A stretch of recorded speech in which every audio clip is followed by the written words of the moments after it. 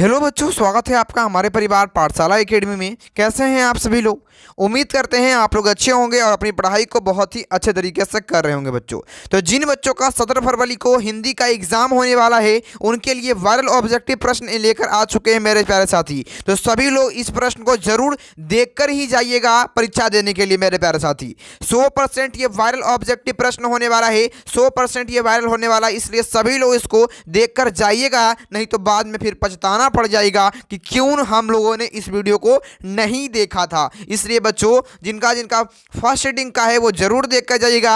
आपका विषय कोड रहने वाला है 101 रहने वाला है मेरे प्यारे साथी। ठीक है, तो आइए बच्चों शुरू करते हैं। आइए ऑब्जेक्टिव क्वेश्चन की ओर जल्दी से बढ़ जाते हैं प्यारे बच्चों। और जिन बच्चों को इसका पीडीएफ लेना होगा, आपको हम लास्ट में बताएंगे कि कहां से इसका पीडीएफ आप लोग आंसर के साथ प्राप्त कर सकते हैं, नोट्स को कहां से प्राप्त कर सकते हैं, सभी चीज आपको बारीकी से हम लास्ट में बताएंगे बच्चे। और सभी लोग इस वीडियो को शेयर भी कर दीजिएगा अपने दोस्तों के पास और लाइक तो जरूर कर लीजिएगा। आइए बच्चों शुरू करते हैं। तो देखिए, पहला सवाल आपके सामने है। गौड़ देश के लोग क्या पसंद करते थे? गौड़ देश के जो लोग हैं वो क्या पसंद करते थे? तो आप लोग याद रखिएगा, ऑप्शन नंबर डी बिल्कुल करेक्ट होने वाला है। बड़े बड़े नख को रखना पसंद करते थे, याद रखिएगा आप लोग। ठीक है, चलो बाबू अगला सवाल आगे बढ़ जाते हैं। अगले सवाल में दूसरा नंबर सवाल है, चंद्रगुप्त द्वितीय विक्रमादित्य का व्यक्तिगत नाम क्या था? तो चंद्रगुप्त द्वितीय का व्यक्तिगत नाम क्या था? तो आप लोग याद रखोगे बाबू, देव नाम था। सी नंबर ऑप्शन बिल्कुल करेक्ट होने वाला है, याद रखिएगा आप लोग।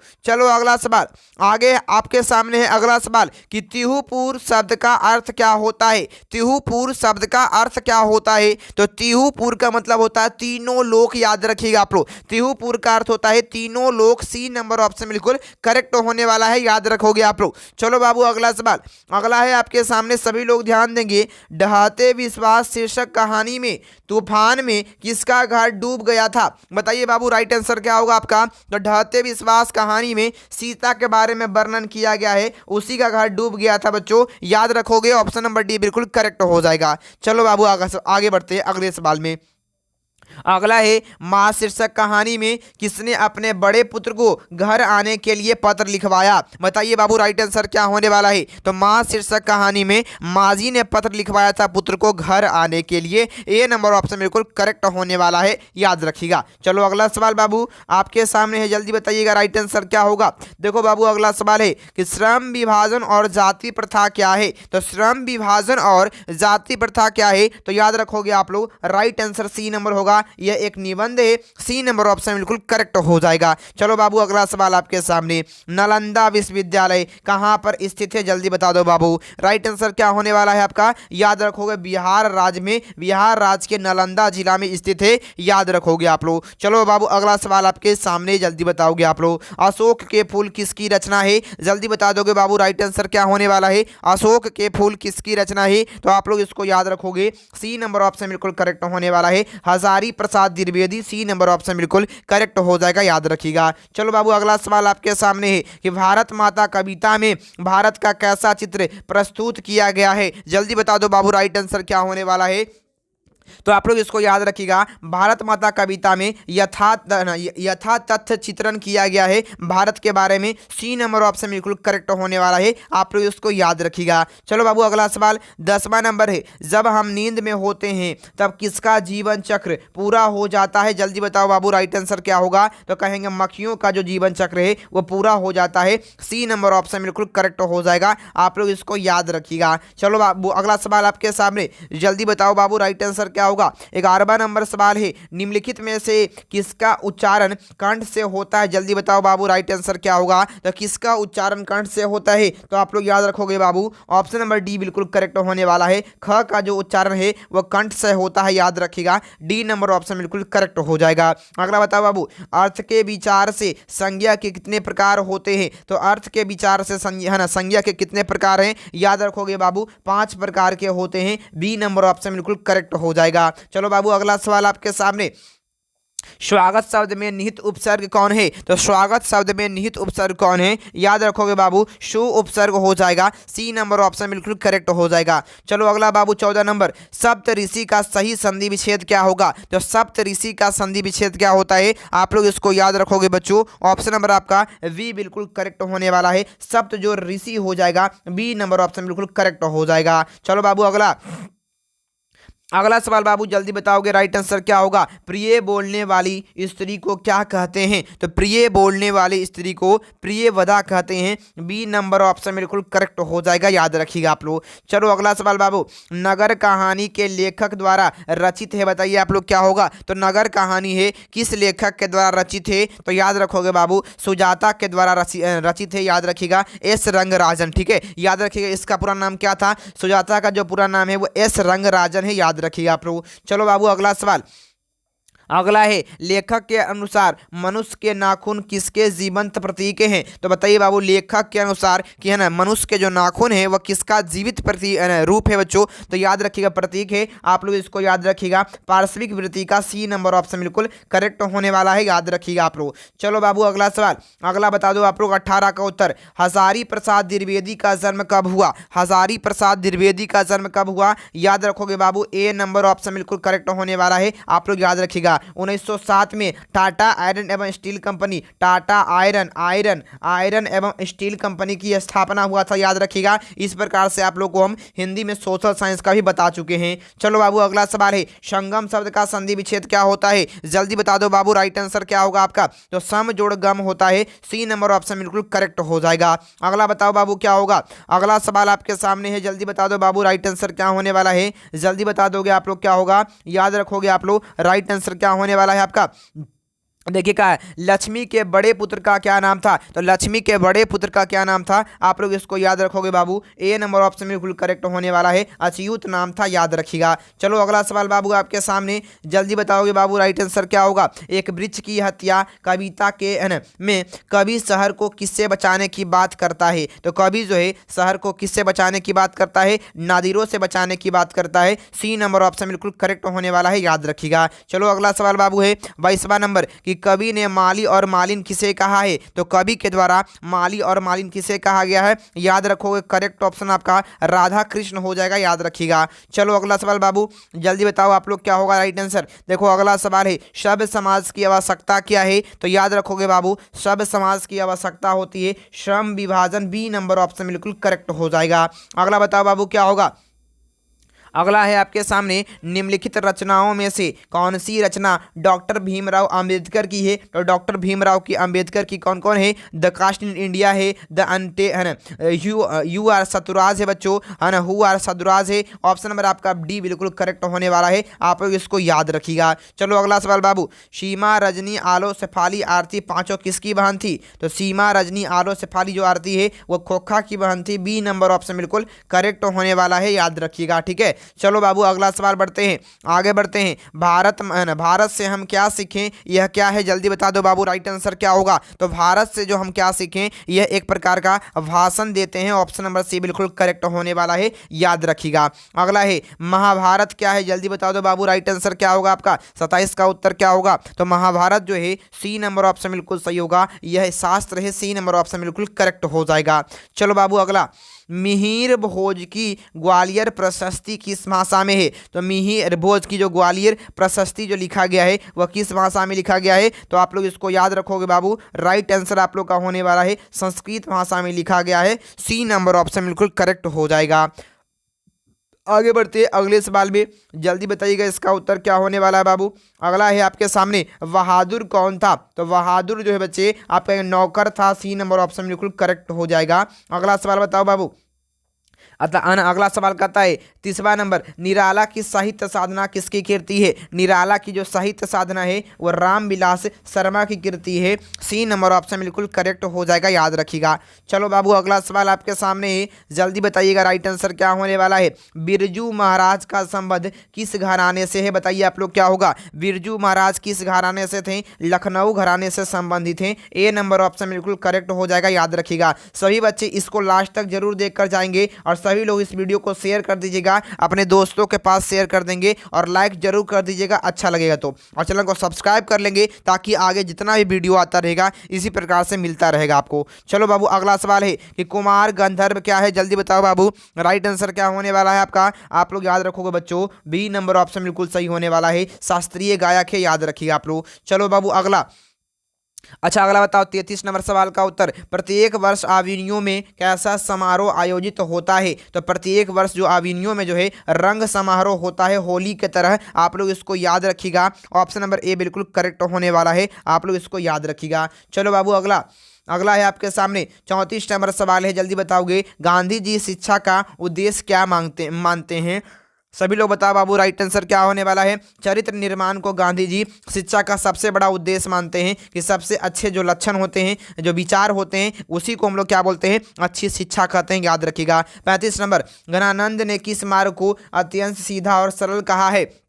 तो घनानंद के अनुसार कौन सा मार्ग सबसे सीधा और सरल है? तो याद रखोगे बाबू, प्रेम मार्ग जो है सबसे सीधा और सरल है। ऑप्शन नंबर बी बिल्कुल करेक्ट होने वाला है।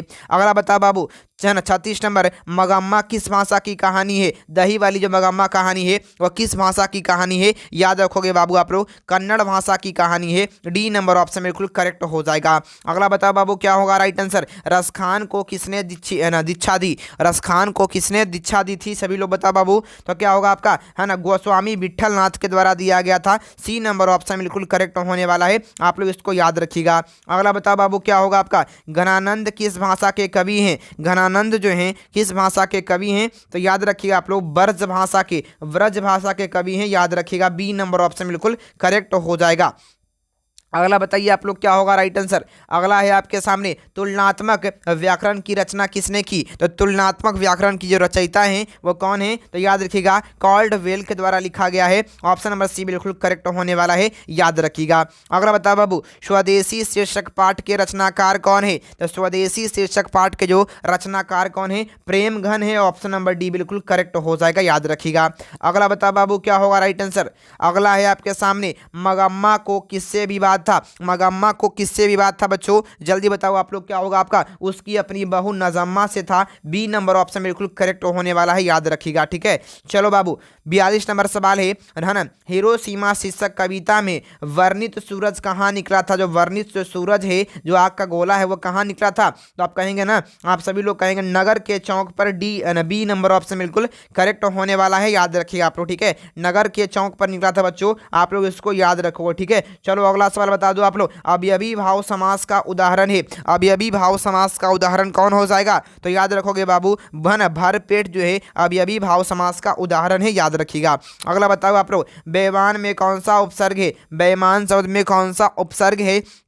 तो याद रखोगे बाबू आप लोग, सी नंबर ऑप्शन बिल्कुल सही होने वाला है, बे उपसर्ग है, याद रखिएगा आप लोग। ठीक है, चलो बाबू अगला सवाल, अगला बता दो बाबू राइट आंसर क्या होने वाला? फटाफट से बता दो बाबू, राइट आंसर क्या होगा आपका? फटाफट से बताओ जल्दी से। देखो बाबू अगला है आपके सामने, इनमें से शुद्ध वाक्य को पहचाने। बताइए बाबू, इनमें से कौन शुद्ध वाक्य है? तो याद रखिएगा, मेरे को घर जाना है। ऑप्शन नंबर ए बिल्कुल करेक्ट हो जाएगा। ठीक है, चलो बाबू अगला सवाल आगे बढ़ते हैं। अगले सवाल में बच्चों अगला है, लालच का पर्यायवाची शब्द क्या होता है? जल्दी बताओ बाबू, लालच का पर्यायवाची शब्द क्या होता है? तो याद रखिएगा, लालसा होता है। बी नंबर ऑप्शन बिल्कुल करेक्ट हो जाएगा।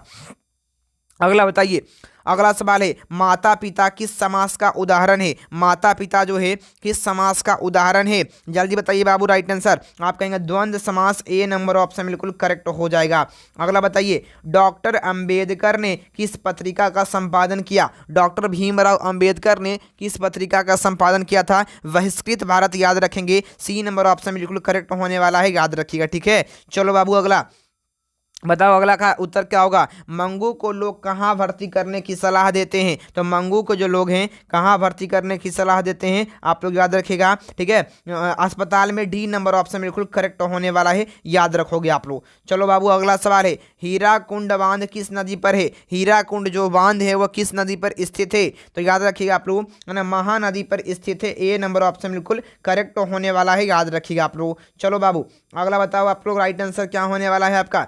जल्दी बताओ बाबू क्या होगा? निम्नलिखित में से भाववाचक संज्ञा कौन सी है? भाववाचक संज्ञा कौन सी है बच्चों? जल्दी बताओ आप लोग। तो याद रखोगे बाबू, भाववाचक संज्ञा शत्रु हो जाएगा। ए नंबर ऑप्शन बिल्कुल करेक्ट होने वाला है, याद रखिएगा। ठीक है, चलो शत्रु जो है वो भाववाचक संज्ञा का उदाहरण है, याद रखोगे आप लोग। अगला बताओ बाबू, अनवय का संधि विच्छेद क्या हो जाता है? अनवय का संधि विच्छेद क्या हो जाएगा? जल्दी बताओ बाबू। अनवय का संधि विच्छेद क्या हो जाएगा? याद रखोगे आप लोग, अनु जोड़ आय होता है। ऑप्शन नंबर ए बिल्कुल करेक्ट हो जाएगा, याद रखिएगा। ठीक है, चलो आगे बढ़ते हैं अगले सवाल में। अगला है आपके सामने, अज्ञेय के पिता का क्या नाम था? अज्ञेय जी के पिता का क्या नाम था? जल्दी बताइएगा आप लोग। राइट आंसर क्या होने वाला है आपका? तो आप लोग इसको याद रखिएगा मेरे प्यारे साथी। अज्ञेय जी का पिता का नाम था क्या? सच्चिदानंद शास्त्री। ठीक है, तो क्या हो जाएगा राइट आंसर आप लोग का? जल्दी बताओ बाबू। हीरानंद शास्त्री नाम था। ए नंबर ऑप्शन बिल्कुल करेक्ट होने वाला है, याद रखिएगा आप लोग। चलो बाबू अगला, अगला बताओ आप लोग। माथा ठनकना मुहावरे का क्या अर्थ होता है? माथा ठनकना मुहावरे का क्या अर्थ होता है? जल्दी बताओ बाबू राइट आंसर। तो आप सभी लोग कहेंगे माथा जो ठनकना होता है, ऑप्शन नंबर सी बिल्कुल करेक्ट होने वाला है, याद रखिएगा। अनिष्ट की आशंका होना। ठीक है, अनिष्ट की आशंका होना, याद रखिएगा। चलो बाबू अगला, गांधी वकालत की पढ़ाई के लिए कहाँ गए थे? गांधी जी जो हैं वकालत की पढ़ाई के लिए कहाँ गए थे? तो याद रखिएगा लंदन गए थे। सी नंबर ऑप्शन बिल्कुल करेक्ट होने वाला है। अगला बताओ बाबू क्या होगा आपका? मंगू के अलावा उसकी माँ की कुल कितनी संतानें हैं? तो मंगू के अलावा उसकी माँ की कुल 3 संतानें हैं। बी नंबर ऑप्शन बिल्कुल करेक्ट होने वाला है, आप लोग इसको याद रखिएगा। ठीक है, चलो आगे बढ़ते हैं बाबू। नदी के द्वीप, नदी के द्वीप किस कवि की रचना है? नदी के द्वीप जो है वो किस कवि की रचना है?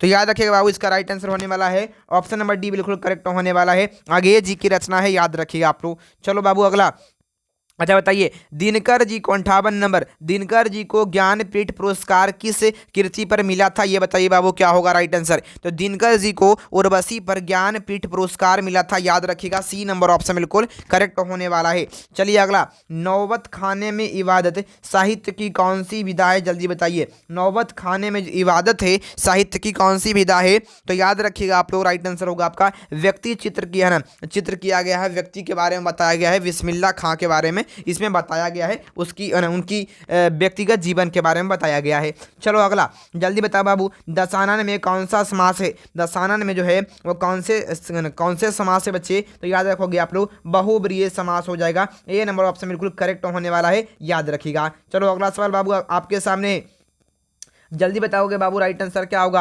ज्ञानोदय में कौन सी संधि है? बताओ बाबू जल्दी सा, ज्ञानोदय में कौन सी संधि है? तो आप लोग याद रखोगे बाबू, स्वर संधि है। सी नंबर ऑप्शन बिल्कुल करेक्ट हो जाएगा, स्वर संधि हो जाएगा, याद रखिएगा। ठीक है, चलो अगला, गजानन शब्द में कौन सा समास है? बताइए आप लोग, गजानन में कौन सा समास है? जल्दी बताओ बाबू, राइट आंसर क्या होने वाला है आपका? तो गजानन जो है इसमें जो समास है वो बहुब्रीहि समास है। ए नंबर ऑप्शन बिल्कुल करेक्ट हो जाएगा, आप लोग इसको याद रखिएगा। ठीक है, चलो अगला, रंगप्पा मगम्मा से कहाँ मिलता था? रंगप्पा जो है मगम्मा से कहाँ मिलता था? तो कुआं के पास मिलता था। ए नंबर ऑप्शन बिल्कुल करेक्ट हो जाएगा, याद रखिएगा, कुआं के पास मिलता था, याद रखिएगा आप लोग। ठीक है, चलो बाबू अगला, कुंवर नारायण की प्रसिद्ध कृति कौन सी है? कुंवर नारायण की प्रसिद्ध कृति कौन सी है? तो याद रखिएगा आप लोग, राइट आंसर आप लोग का होने वाला है ए नंबर ऑप्शन बिल्कुल करेक्ट होगा। आत्मेय जो है कुंवर नारायण की प्रसिद्ध कृति है, आप लोग इसको याद रखिएगा। ठीक है, चलो बाबू अगला सवाल, आगे बढ़ते हैं अगले सवाल में।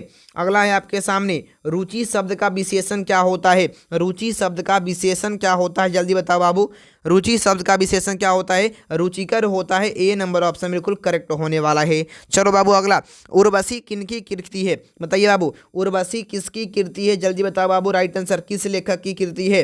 तो उर्वशी जो है आप लोग याद रखेंगे दिनकर जी की कृति है। बी नंबर ऑप्शन बिल्कुल करेक्ट होने वाला है, याद रखिएगा। ठीक है, चलिए अगला सवाल, अगला बताइए बाबू क्या होगा?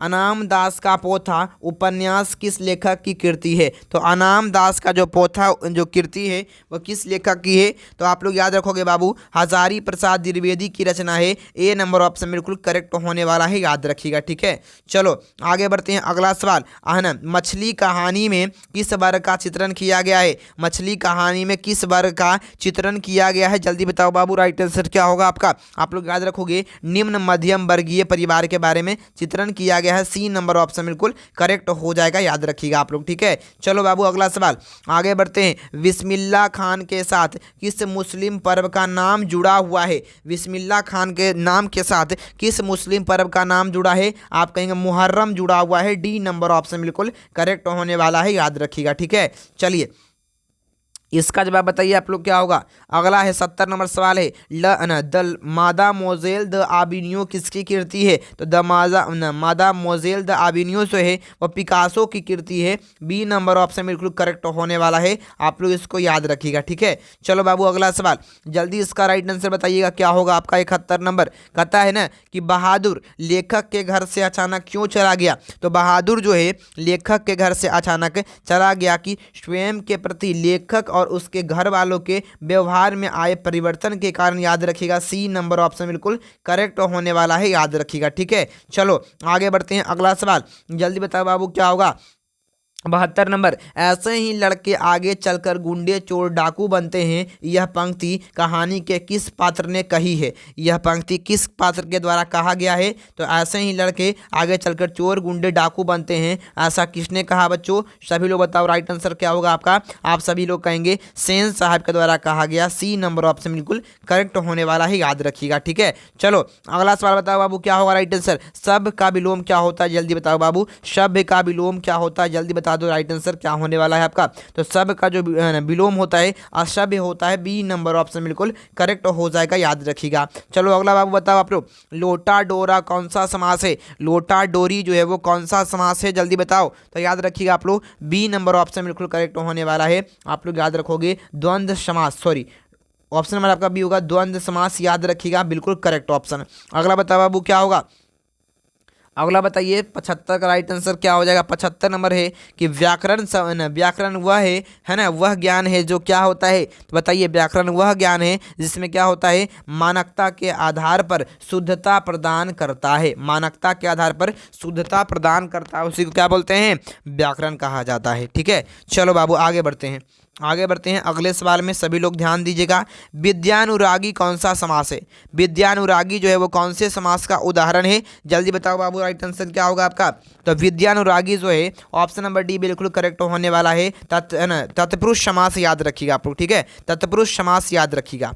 अगला बताइए प्रभाव शब्द कौन सा लिंग है। प्रभाव शब्द कौन सा लिंग है, याद रखिएगा बाबू। तो क्या होगा आपका पुल्लिंग का उदाहरण है, सी नंबर ऑप्शन बिल्कुल करेक्ट हो जाएगा। प्रभाव जो शब्द है वो पुल्लिंग का उदाहरण है, याद रखिएगा, ठीक है। चलिए आगे बढ़ते हैं, अगला बिना पलक गिराए के लिए एक शब्द क्या होगा। बिना पलक गिराए के लिए एक शब्द क्या हो जाएगा। तो याद रखिएगा बिना पलक गिराए इसके लिए एक शब्द होगा अपलक हो जाएगा, ऑप्शन नंबर बी बिल्कुल करेक्ट होने वाला है, याद रखिएगा आप लोग। अगला बताइए सुजान शब्द में कौन सा उपसर्ग है। सुजान शब्द में कौन सा उपसर्ग है, शु उपसर्ग है, याद रखिएगा आप लोग, ए नंबर ऑप्शन बिल्कुल करेक्ट होने वाला है, याद रखिएगा, ठीक है। चलिए अगला योगी शब्द का विलोम क्या होता है। योगी का उल्टा क्या होता है। तो याद रखिएगा योगी का उल्टा होता है भोगी, ए नंबर ऑप्शन बिल्कुल करेक्ट हो जाएगा, ठीक है। चलो आगे बढ़ते हैं बच्चों, अगला सवाल बताओ आप लोग छत्रज्ञ कौन सा व्यंजन है। छत्रज्ञ जो है वो कौन सा व्यंजन है, याद रखोगे आप लोग संयुक्त व्यंजन है, सी नंबर ऑप्शन बिल्कुल करेक्ट हो जाएगा। चलो अगला वर्णों के उच्चारण समूह को क्या कहते हैं। तो वर्णों के उच्चारण समूह को क्या कहा जाता है। तो याद रखिए आप लोग वर्णों के उच्चारण समूह को वर्णमाला कहा जाता है, ए नंबर ऑप्शन बिल्कुल करेक्ट हो जाएगा। अगला बताइएगा आप लोग क्या होगा राइट आंसर। अगला है निम्नलिखित विराम चिन्हों में से विस्मयादि बोधक चिन्ह कौन है। इनमें से कौन विस्मयादि बोधक चिन्ह है, जल्दी बताओ बाबू। इनमें से कौन विस्मयादि बोधक चिन्ह है। तो आप कहेंगे ए नंबर ऑप्शन बिल्कुल करेक्ट हो जाएगा, याद रखिएगा, ठीक है, ए नंबर ऑप्शन बिल्कुल सही हो जाएगा। चलो बाबू अगला सवाल कहता कि पियोधर शब्द का संधि विच्छेद क्या होगा। पियोधर शब्द का संधि विच्छेद क्या हो जाएगा बच्चों, जल्दी बताओ बाबू राइट आंसर क्या होगा आपका। तो आप लोग याद रखोगे बाबू पियोधर का जो संधि विच्छेद होता है पय जोड़ धर होता है, ए नंबर ऑप्शन बिल्कुल करेक्ट हो जाएगा, याद रखिएगा, ठीक है। चलो अगला कपड़ा शब्द का पर्यायवाची क्या होता है, जल्दी बताओ बाबू। कपड़ा शब्द का पर्यायवाची क्या होता है। तो कपड़ा का जो पर्यायवाची होता है वो वस्त्र होता है, ए नंबर ऑप्शन बिल्कुल करेक्ट हो जाएगा, ठीक है। चलो अगला सवाल आगे बढ़ते हैं, अगले सवाल में 86 नंबर सवाल है कि रोगग्रस्त में कौन सा समास है। तो रोगग्रस्त में जो है आप लोग याद रखेंगे सी नंबर ऑप्शन तत्पुरुष समास है, याद रखिएगा, ठीक है। अगला श्याम कलम से लिखता है किस कारक का उदाहरण है। तो जो श्याम है वो कलम से लिखता है किस कारक का उदाहरण है, याद रखोगे आप लोग करण कारक का उदाहरण है। डी नंबर ऑप्शन बिल्कुल सही हो जाएगा, करेक्ट ऑप्शन। चलो अगला बताओ आप लोग, जल्दी से बताइएगा क्या होगा। अगला है 88 नंबर कि आम्र शब्द क्या है। आम्र शब्द क्या है जल्दी बताइए। आप लोग याद रखिएगा तत्सम शब्द है, ऑप्शन नंबर ए बिल्कुल करेक्ट हो जाएगा। अगला बताइए मुख शब्द का विशेषण क्या होगा आपका। तो मुख शब्द का विशेषण क्या होता है, याद रखिएगा मुखर होता है। डी नंबर ऑप्शन बिल्कुल करेक्ट हो जाएगा, याद रखिएगा, ठीक है। चलो अगला 50 हाथी किस विशेषण का उदाहरण है। तो 50 हाथी जो है ये बता रहा है संख्या को कि 50 को हाथी है, ऑप्शन नंबर ए बिल्कुल करेक्ट हो जाएगा। आगे बढ़ते हैं अगले सवाल में। आगे बढ़ते हैं, जिसे ईश्वर में विश्वास है उसके लिए एक शब्द क्या होगा। तो जिसे ईश्वर में विश्वास होता है उसको आस्था होता है, इसलिए इसको आस्तिक कहते हैं। बी नंबर ऑप्शन बिल्कुल करेक्ट हो जाएगा, याद रखिएगा, ठीक है। चलिए आगे बढ़ते हैं। अगला कथा कि चिराग तले अंधेरा लोकोक्तियाँ का अर्थ क्या होगा। लोकोक्ति का अर्थ क्या होगा, चिराग तले अंधेरा। तो राइट आंसर क्या होगा इसका, याद रखोगे आप लोग, अपनी बुराई नहीं दिखती है और दूसरे की बुराई खोजते रहते हैं। बी नंबर ऑप्शन करेक्ट हो जाएगा। चलो अगला बता बाबू, सत्यवान एक वर्ष से अधिक जीवित नहीं रहेगा किस काल का उदाहरण है। तो सत्यवान जो है, जो सत्यवादी है, वो एक वर्ष से अधिक नहीं जिएगा, इसका मतलब क्या है, यह किस काल का उदाहरण है। इसका मतलब यह है, यह जो है बच्चे आप कहेंगे भविष्य काल का उदाहरण है, भविष्य काल के बारे में कहा जा रहा है, याद रखिएगा। चलो अगला 94 नंबर, निम्नलिखित में से शुद्ध वाक्य कौन है। शुद्ध वाक्य कौन होगा। तो किसी आदमी को भेज दो, ऑप्शन नंबर ए बिल्कुल करेक्ट हो जाएगा, याद रखिएगा, ठीक है। चलिए आगे बढ़ते हैं। आगे बढ़ते हैं अगले सवाल में। अगला है आपके सामने कि स्वरों के उच्चारण में लगने वाले समय के आधार पर स्वर को कितने भागों में बांटा गया है। तो स्वर के स्वरों को जब हम लोग बोलते हैं ना, तो कुछ में ज़्यादा समय लगता है, कुछ में कम लगता है, उसके आधार पर ना, है ना, याद रखिएगा 3 भागों में बांटा गया है स्वर को, याद रखिएगा, ठीक है। चलो अगला सवाल, अपना किया पाना मुहावरे का अर्थ क्या है। तो अपना किया हुआ पाना मुहावरे का अर्थ होता है कर्म का फल भोगना, ठीक है। चलिए ए नंबर ऑप्शन करेक्ट हो जाएगा। अगला बताइए क्या होगा आपका।